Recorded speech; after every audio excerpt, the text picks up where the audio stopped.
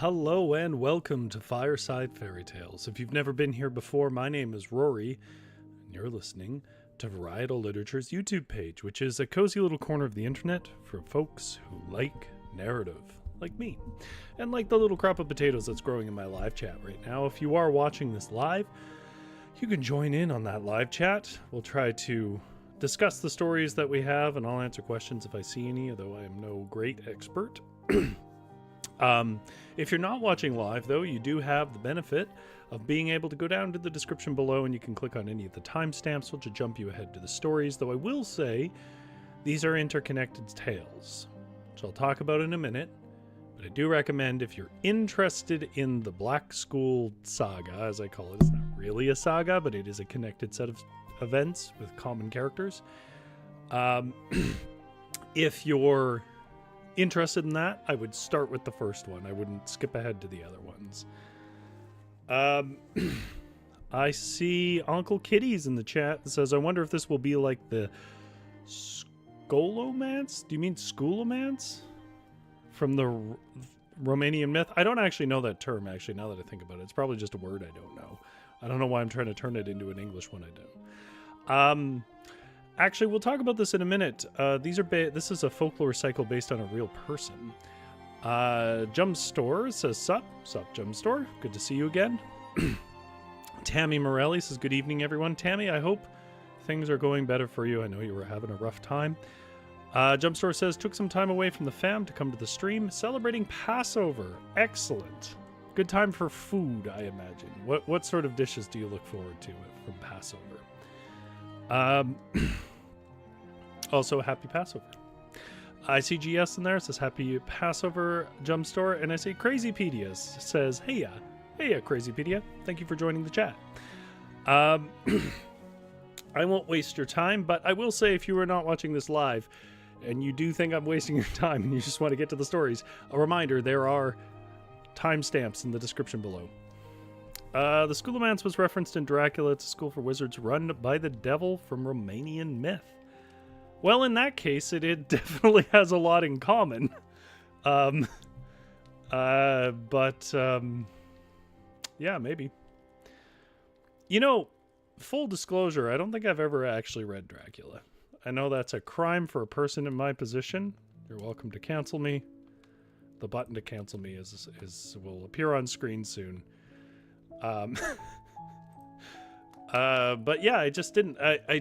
I don't know why either. I don't have a good reason, other than just every other vampire story interested me more. But I'll get to it. It's on a list behind Dune, which I may one day finish. All right, let's talk a little bit about the stories tonight.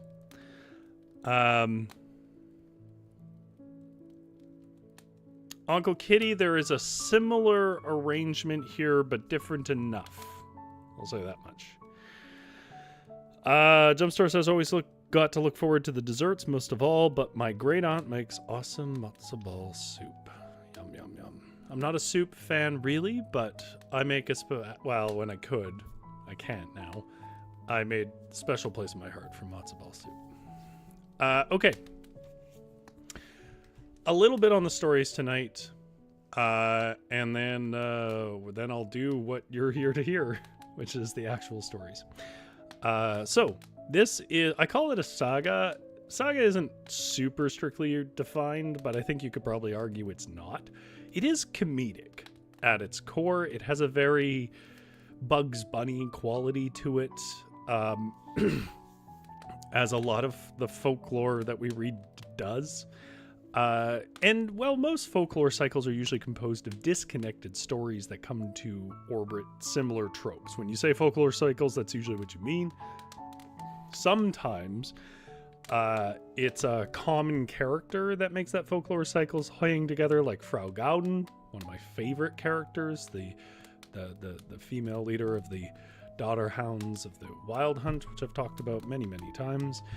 But it's actually quite rare, I've found anyways, to find a collection of folktales that belongs to a coherent narrative with common tropes and common characters. But here we are. This cycle of tales belongs to Jan Arnason's Icelandic legends, which we've read quite a few tales from in the past. And it concerns a black school.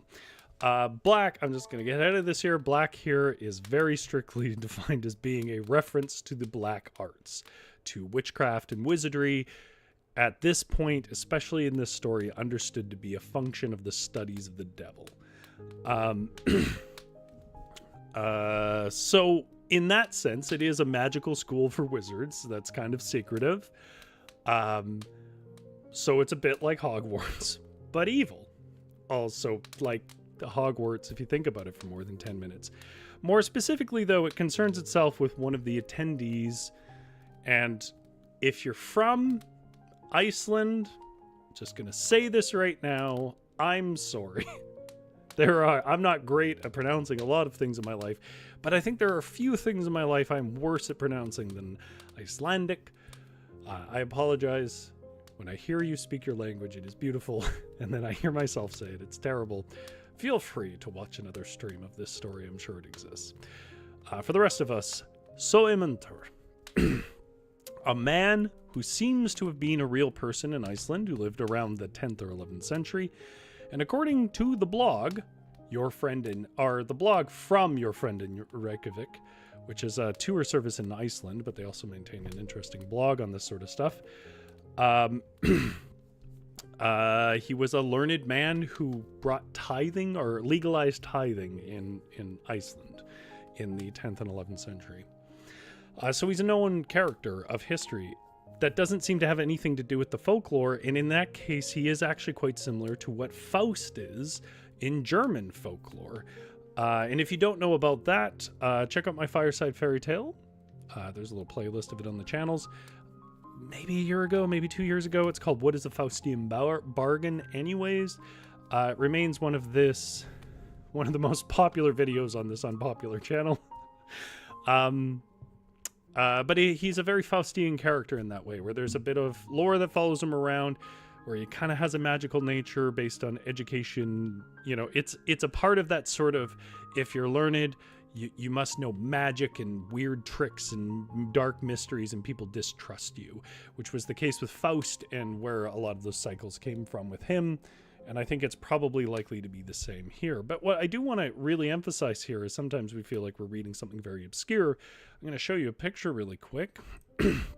This picture is from an Icelandic university. And it is a sculpture of a story we are going to read today. What you're seeing here is a man with a Bible raised above his head and a sort of iron simplified cut structure, almost sort of idealist early Greece style mixed with a bit of modernism, and he rides on the back of a seal. Why is he going to hit a seal with a Bible? Well, we'll find out. Jumpstore says, you had me at Faustian character. I love Faustian characters. I do want to clarify, I don't mean Goethe's Faust. I mean Faust of folklore, which is just a man who went to school and so people think is magical. Jumpstore says, better than my pronunciations, Rory. I would have given up and said, let's just call him John. Well, I try. I do try to respect the things that I'm doing. I don't think I'm doing a great job on the pronunciation here. Anyhow, that is what we're talking about. It's a series of connected tales. Specifically, there are, I think, 5 of them. All that concern this black school and Sœmundur.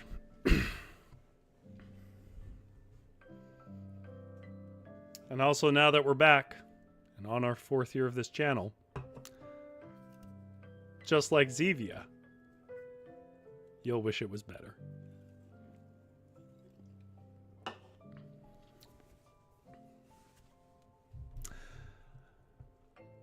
Let's get some moody rain. It's a little warm here. GS says, cute new green creature behind you, Rory. This was a gift for my birthday. As people know, probably if they've watched the channel started on my birthday. So the 4th birthday of the channel is my birthday, which is April 1st. And it is supposed to be a squishmallow of a wasabi root. That's why it's got these little rods on it.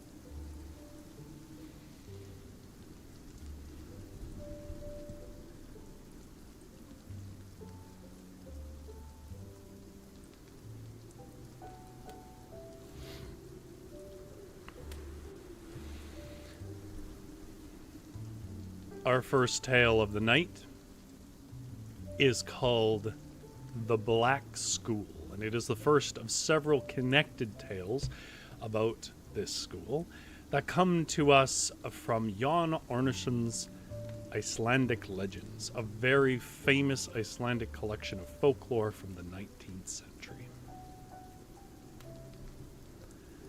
Once upon a time, there existed somewhere in the world, nobody knows where, a school which was called the Black School, where the pupils learned witchcraft and all sorts of ancient arts. Wherever this school was, it was somewhere below the ground and was held in a strong room, as it had no window and was eternally dark and changeless. There was no teacher either, but everything was learnt from books with fiery letters, which could be read quite easily in the dark. Never were the pupils allowed to go out into the open air and see the daylight during the whole time they stayed there, which was from 5 to 7 years. By then they gained a thorough and perfect knowledge of the sciences to be learnt. A shaggy gray hand came through that wall every day with the pupils' meals, and when they'd finished eating and drinking, took back the horns and platters. But one of the rules of the school was that the owner should keep for himself that one of the students who should leave the school the last every year. And considering that it was pretty well known among the pupils that the devil himself was the master, you may fancy what a scramble there was at each year's end. Everybody doing his best to avoid being the last to leave the school. It happened once that there were 3 Icelanders who went to this school by the name of Sœmundur the Learned, Kalf Arnason, and Hilfdan Eldjorsson, Djornsson. And as they all arrived at the same time, they were all supposed to leave at the same time. And Sœmundur declared himself willing to be the last of them, at which the others were much lightened in mind, and so he threw over himself a large mantle, leaving the sleeves loose and the fastenings free. A staircase led from the school to the upper world, and when Sœmundur was about to mount this, the devil grasped at him and said, "You are mine." But Sœmundur slipped out of the mantle and made off with all speed, leaving the devil with an empty cloak. However, just as he left the school, the heavy iron door was slammed suddenly to and wounded Sœmundur on the heels.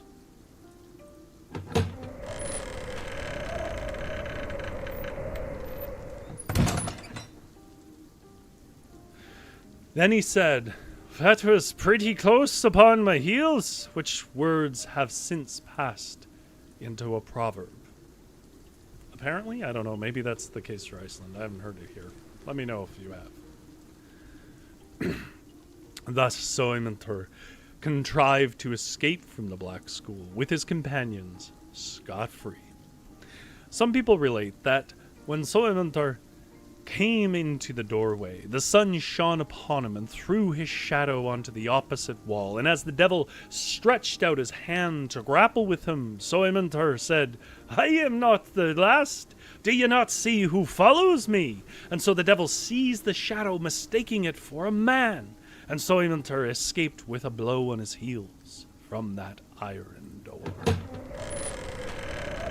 But from that hour, he was always shadowless, for whatever the devil took, he never gave back. Which, by the way, is a pretty metal line. I like that line. I'm going to put that at the head of a chapter I write of some story. Whatever the devil took, he never gave back.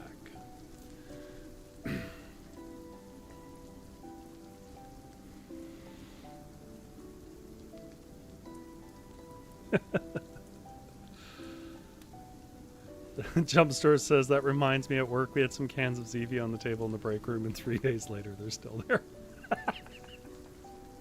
Look, hand to my heart, I do kind of like it. Some of the flavors are actually pretty good. For what it is. Like, if you don't like sugarless pop, you're never gonna like it. But I will say, they could do a little bit better.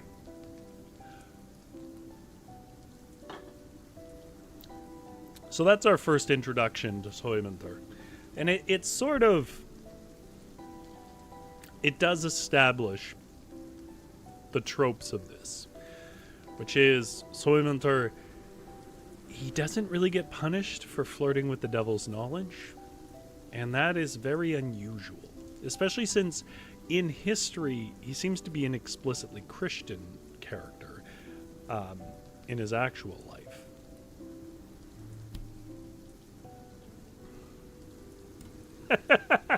Jumpstore says, "Whatever the devil took, he never gave back. My mom, take my daughter, the devil. Hell no, she's your problem." Uncle Kitty, you have to get used to sugarless foods. You do. I will say at this point, I don't love sugared pop. I don't know. I guess I'm just too old. My pancreas is dying on me or something. I don't know. It just makes me feel nauseous. All right. Let's carry on with this legend, though. We have several stories to get through from it. Our next tale in this sort of cycle is called Sœmundur Leaves the Black School. Now, I know what you're thinking. The last tale, we just had a description that he left the Black School, of how he left the Black School. This is a sort of different accounting even still, because, again, these are a collection of tales about Sœmundur from folklore, so you get a lot of variation. Anyhow, our next tale is called Sœmundur Leaves the Black School. It also comes to us from Icelandic Legends by Jon Arnason. You can read just about anywhere you want to read. It's free online.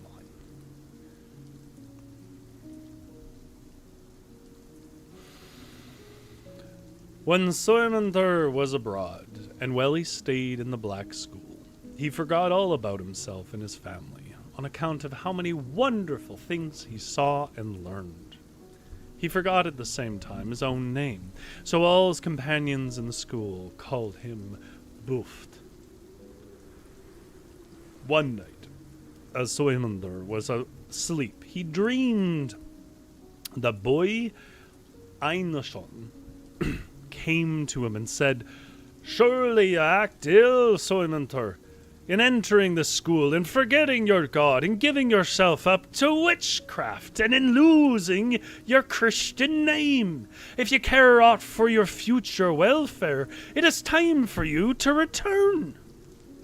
"That I cannot by any means manage to do," said Sœmundur. "More fool you," said Boy, "for entering a school that you cannot leave at your pleasure. However, if you are willing to return home, I know you can contrive it." Sœmundur answered, "You know everything, boy. We are all children to you in wisdom. Yes, I am willing enough to return." Then Boy said, "Take my advice, and when you leave the school, throw your cloak loosely over your shoulders. And as you go out, somebody will grasp at you, but slip out of the cloak and make the best of your way off. You have most to fear the schoolmaster, for not long after you are gone, he will miss you. But when you are fairly on your way, take off the shoe from your right foot and fill it with blood." It's just, what a wild thing to say to someone. "And carry it on your head all the rest of the first day. Just go to work tomorrow, just out of the blue. Be like, we got a new assignment. You need to take your shoe, fill it with blood, obviously, and put it on your head for the rest of the day. In the evening, the schoolmaster will observe the stars, in whose movements and aspects he is right well skilled, and seeing around yours a bloody halo, will think that you are killed. Next day, as you travel, you must fill your shoe with salt and water, and carry it on your head. During the day he will not trouble himself about you, but at night he will again examine the stars, and seeing round yours a watery halo, will imagine that you are drowned in the sea. On the third day you must open a vein in your side, and let the blood from it trickle into your shoe." Another blood shoe. I think there might be something to it. "Then you must mix some earth with it, and carry the shoe on your head as you travel all the rest of the day. In the evening, when the master examines the stars, he will see round yours an earthy and blood-stained halo, and will suppose that you are dead and buried.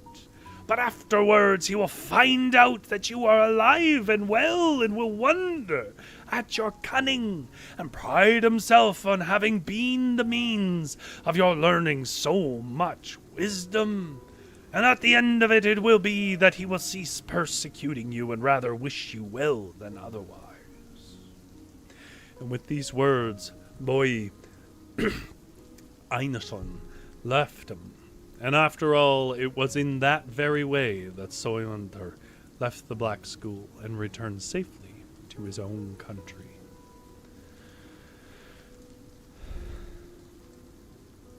Uncle Kitty says, "Fill your shoe with blood." That's a new one. Yeah. And then he goes right back to the bloody shoe thing again. Jumpstore says, "I hope he wears flats, so that might be a difficult balancing challenge." I wonder what it would have been at this time.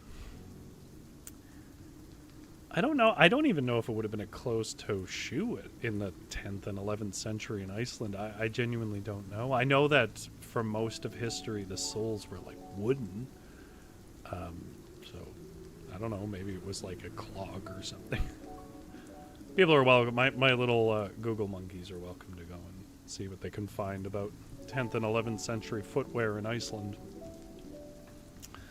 I imagine it wouldn't really have much relevance to the story, though, because this story, well, it probably dates back to the 10th, 11th century. Certainly wasn't given in this form back then. Like, it grew and changed over a millennia.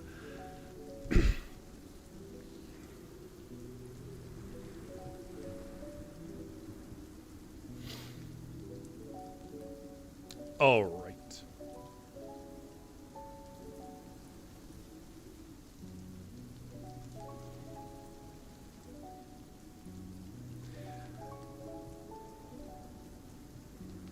Our next tale, which is also connected to the cycle of Sœmundur and the Black School, is called Sœmundur Gets the Living of Oddi.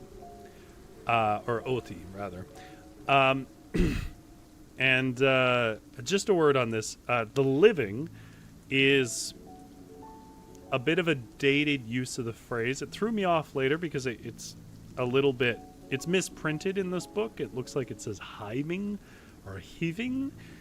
But as I at first I thought it was some Icelandic word, and I went and I asked Simon Roy Hughes. I was like, "Do you know this? I know you're not Icelandic, but do you know this?" And he said it's just a typo, and he gave me another translation of it. It's living, but living here means like a role or a position, and it includes that position's. This is at a time where a position would reward you with like land to tend as a part of its payment. So when you're making a living, right, it's kind of that, but it's more encompassing. So it's sort of like the position. So what this is saying is it gets the position, like he fills the position of Oddi. You probably would have picked that up in context, but I didn't, so maybe somebody else would have. Our next tale is called Sœmundur Gets the Living of Oddi. It also comes to us from Icelandic Legends by Jon Arnason. As Sœmundur, Kalf, and Halfdan were returning from the Black School, those are the 3 Icelandic men from the first tale, they heard that the living of Oddi was vacant. So they all hurried to the king, and each asked it for himself. The king, well knowing with whom he had to deal, promised it to him who should be the first to reach the place. Upon this, Sœmundur immediately called the devil to him, and said, "Swim with me on your back to Iceland, and if you bring me to shore without wetting the skirt of my coat, you shall have me for your own." Well, the devil agreed to this, so he changed himself into a seal and swam off with Sœmundur on his back.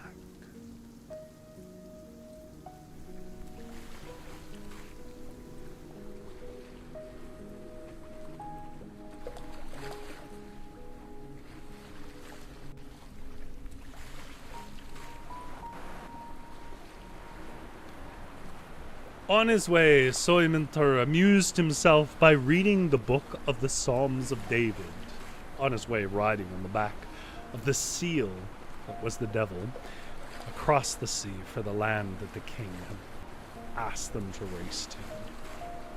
Before very long, they came close to the coast of Iceland.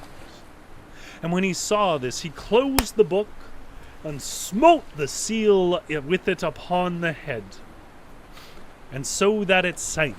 And Sœmundur swam to land, and as when Sœmundur got to shore, the skirts of his coat were wet, the devil lost the bargain, but the former got the living.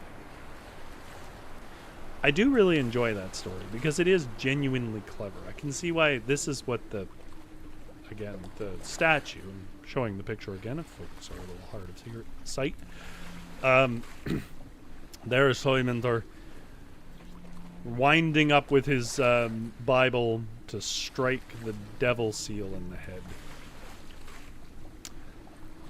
Because it is sort of simplistic in its approach, but not simplistic, elegant.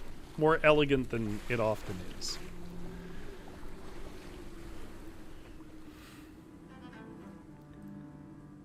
All right.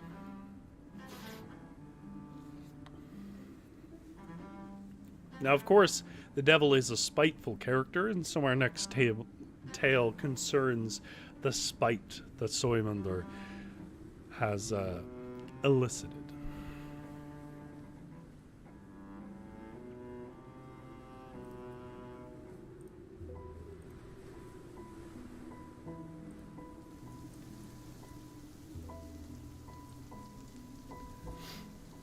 Our next tale is called The Fly. It continues along in our Sœmundur and the Devil in the Black School little cycle that we're through here. And it concerns a much more spiteful devil who remembers how he's been wronged. The devil did not forget either this or any other of Sœmundur's tricks upon him and constantly looked out for a chance of doing him a bad turn. Many and many a time he tried to revenge himself upon him, but always in vain. And one day he turned himself into a very small fly and hid himself under the skin of the milk in the porringer, hoping this way to get into the stomach of Sœmundur, the learned, and kill him. But no sooner had Sœmundur lifted his porringer to drink out of it that he saw the fly, wrapping it up in the skin of the milk. He put it into a bladder and placed the bladder on the altar in the church.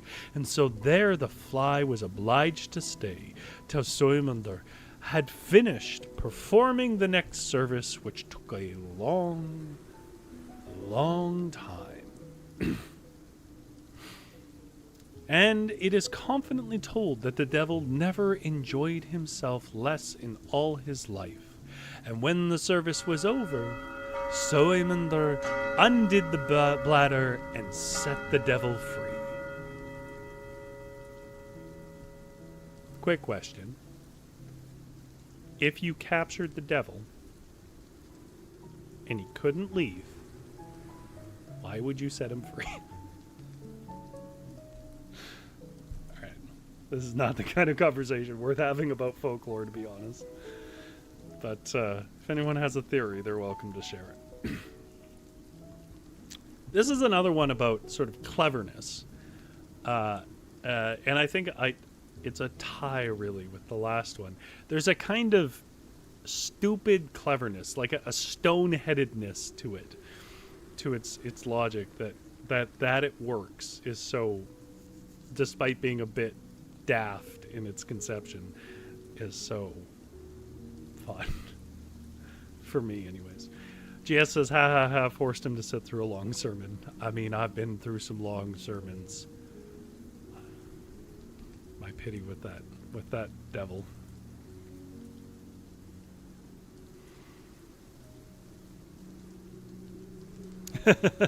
We got a lot of theories about why he was set free. All right. Our next story, and the last of our cycle of Black School, Sœmundur, and the Devil saga here, is called Kalf Arnason. And it also comes to us from Icelandic Legends by Arnason. When Kalf Arnason was in the Black School, he made a present of himself, it is said, to the devil. But when he got back to Iceland, he began to think that his promise was, after all, neither agreeable nor convenient, and puzzled himself to no purpose to find some way of escape from its fulfillment. At last he bethought himself of Sœmundur the learned, and determined to ask his counsel on so knotty a point. And when Kalf had stated his difficulty, Sœmundur advised him as follows: "Let one of your bull calves live, and call it Arni. And after a while this one shall beget another, which you must call Kalf, and then you will have Kalf Arnason." Because, if you don't know, Arnason, son of Arni. Right? So it's a calf, and it's a son of a cow named Arni. Okay, you probably already figured this out, but just in case you don't know the naming convention, that ties the whole logic of the joke together.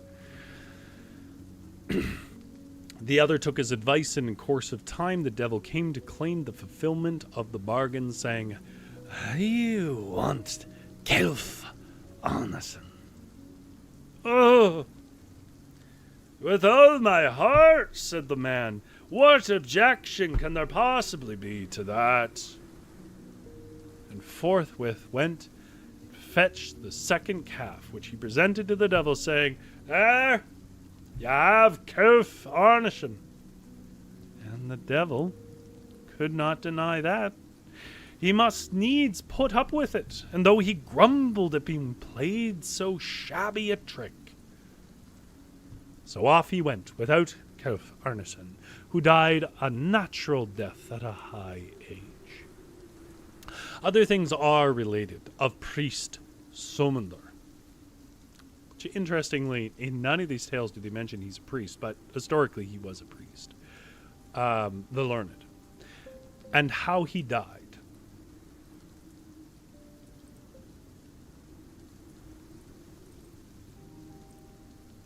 Sorry, the track wasn't looping. I was trying to play copyrighted music. Triumphing as usual over the devil, but those we repeat not here. And it is true. Apparently there are other tales. I kind of wish Jan Arnason had written them down in this book, because I don't know where they are. But if you know more sources on Sœmundur tales, do tell me in the comments. If this video is no longer live, I am always curious for new sources of tales. Uncle Kitty says the next story is a mighty interesting tale. The next story, Bishop Stein and the Sapient, is not a story for tonight. I do have one more tale I could read. It's a tale. It's one of those, it doesn't really fit anywhere tales. It's not super long. It's just kind of fun and relatively pointless, like a lot of folklore. If you're new to the channel, by the way, and you're like, folklore is how, cultures passed on morals to children. I get it. That is the line you've been told most of your life, but I'm going to tell you right now, folklore is crazy nonsense most of the time. Not about morality, or if it is about morality, insane conceptions of morality that were extremely regional, and any mooring for it is lost. The context for it is lost. They're mostly just tales of weirdness. Yeah, I'm getting a lot of votes for tell a pointless tale. Why not? If you can derive something from it, I'm not saying you're wrong. Entertainment is its own value, I will say, though. And a lot of these stories were told amongst travelers and drinkers and partiers and people weaving over in the winter evenings together. A lot of it was that. Just telling each other stories to keep entertained. Gia says, yes, they're not fables. Yeah, most aren't fables. You can get a sense of what the morality of the time was, I guess, is one thing you can say. You can see, like, what sort of things people are punished for and stuff. But to say that that's the point of a lot of those stories, I mean, some of them are just nuts. And that's the point. Tammy says, I'm up for another story. Okay. This has nothing to do with Sœmundur. But if you want to know more about Sœmundur, I don't know where to send you. I do know that it is a rather famous tale, famous enough to have sculptures and so on in Iceland. You are going to find the tales I just read in a lot of different places, some of them slightly differently translated. But I didn't really find any more, though I'm sure they exist. Anyhow.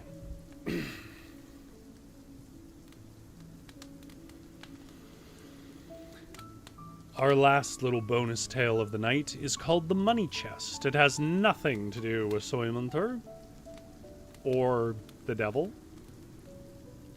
or a black school. But it does come to us from Icelandic legends by Jan Arnason. And it doesn't really have a point other than it's kind of a fun little tale.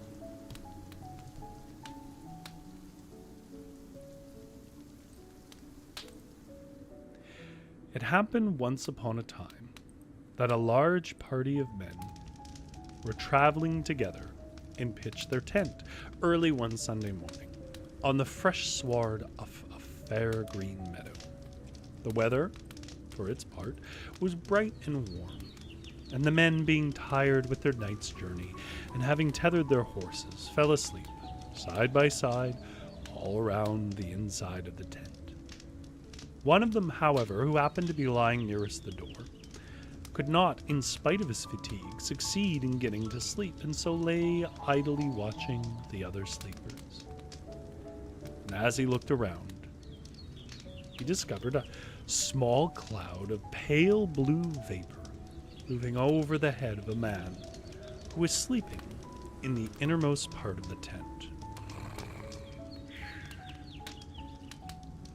Astonished at this, he sat up, and at the same moment the cloud flitted out of the tent.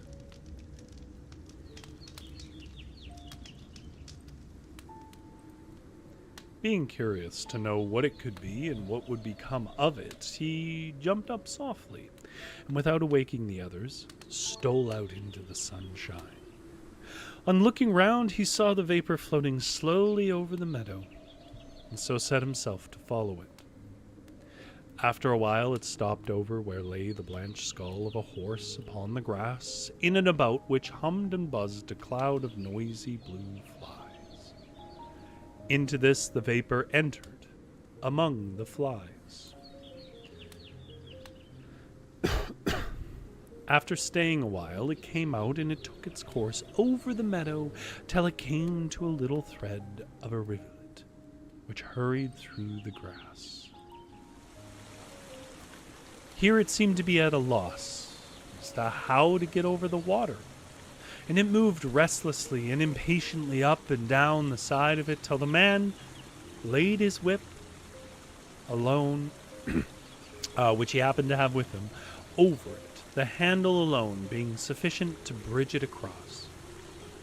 Over this the vapor passed and moved on till it came to a small hillock into which it disappeared.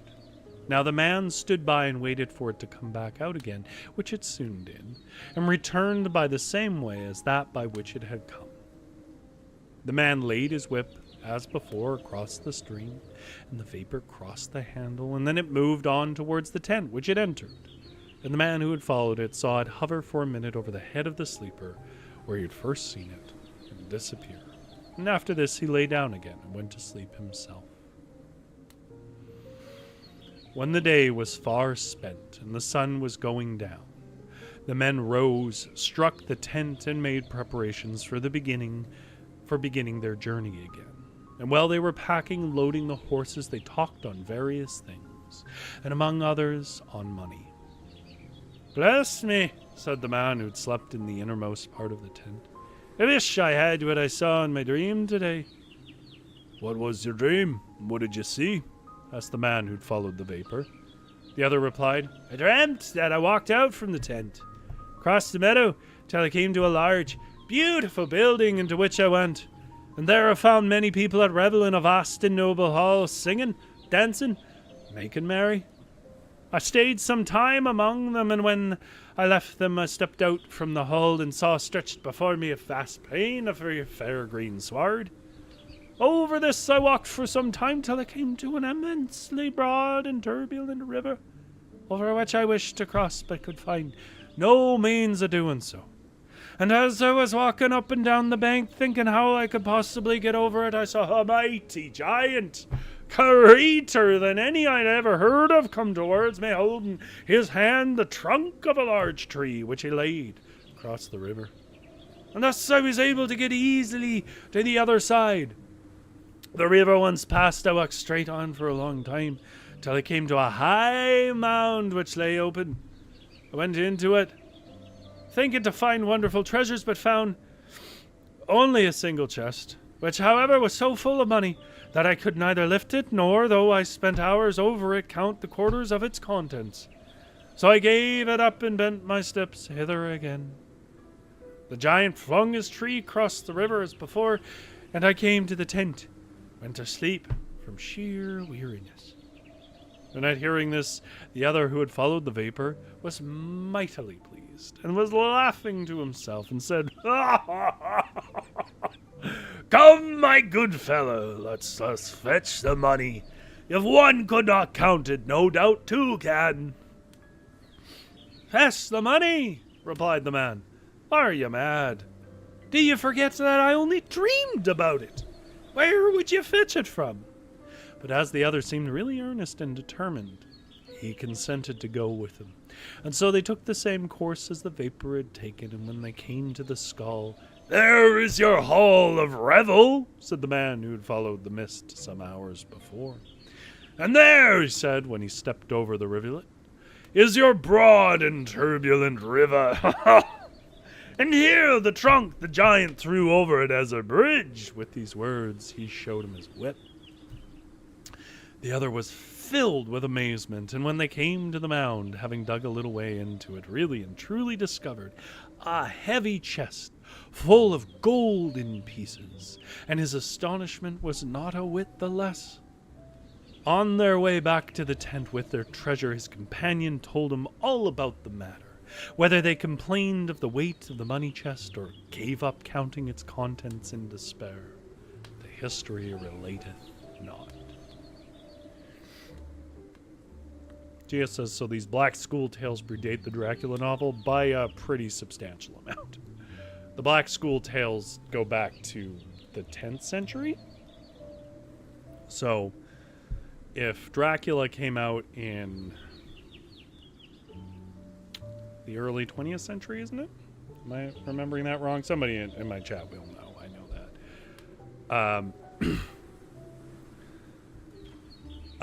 that. Then it's about 900 years before it.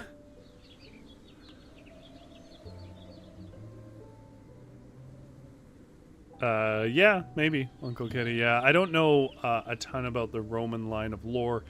Obviously, Rome had its influence in a lot of regions. You also see a lot of Greek influence in a lot of these tales. There's been whole studies about how these little passages and stuff live on in illiterate oral storytellers of the early 20th centuries who knew terms they really couldn't have known any other way, any turns of phrases. I've mentioned before there's a rather fascinating study done by a folklorist in the early part of the 20th century on the term wine dark sea, which comes from Homer? It's a term from ancient Greece anyways. But I won't get bored down in that again. Because I don't remember when I talked about it, but I did. Jumpstore says, Rory and also everyone else, help me convince my mom that she needs to name her baby cockatoo Jotaro, because he's the best freaking character in JoJo's Bizarre Adventure, and you'll know it. I am familiar with JoJo's Bizarre Adventure. I've never watched any of it, so I don't know. But it's Jumpstore. She's your daughter. And it obviously means a lot to her. Look her in the eyes and tell her no. Watch the tears well up and ask herself, it's just a bird. Why not name it that? Do the right thing. Gia says long history. Indeed. It would make sense that... honestly, it would make sense if the Black Church is just one of those things, those threads that travels all over Europe and goes lots of places. This is the first thing and the earliest thing I found with a reference to it. But hell, I mean, wizard schools, there's been multiple books in the 20th century about wizard schools that seems to follow the same tradition. Not just Harry Potter, but... why can't I think of her name? One who was strongly borrowed from. For the Harry Potter books. Someone tell me. Someone knows what I'm referencing. I cannot believe I can't remember the name of it. They're excellent books anyways.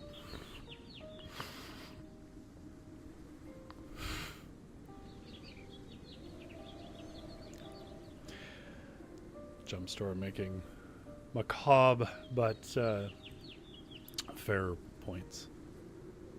Jumpstore says, Rory, how could you? Top 10 anime portrayals. In my defense, how many episodes are in JoJo's Bizarre Adventure? I mean, like I said, if you think about it, there are some real issues with that school. I won't get into it. Issues of the author aside, the actual world of Harry Potter is a bit nuts, to be honest. It's one of those things where it's like, it's best not to think about it for too long. All right. You know what I like about the name Jotaro? It has taro in it, and taro is delicious. I will stop my rambling, and thank you for viewing. For anybody who was lurking or whatnot, thank you for your lurking. You're just as welcome as anybody else. I tend to be a lurker myself. For everybody in the chat, though, who kept me company this whole time, I definitely appreciate it. And that specifically was Jumpstore, Uncle Kitty, GS, Tammy Morelli, and of course, Crazypedia. Anybody else who's hiding out there. Sorry for the 2 weeks off. I was, as I said, dog sitting a dog. And as it turns out, their modem died about 2 days before I got there, so even if I had tried to stream on their almost certainly not very good Wi-Fi, it just wouldn't have worked. Full stop. I had no Wi-Fi. I had to tether my phone whenever I wanted to use the internet. And as it is, I currently have almost no data left on my phone. So it would have never worked anyways. GS says, great to see you back, Rory. Indeed.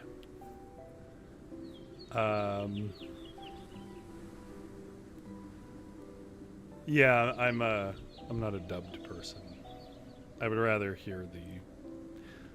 I do think that there's melody in language, and the original writer usually try to cater to that. Anyhow, thank you very much for watching, and I'll keep the fire warm.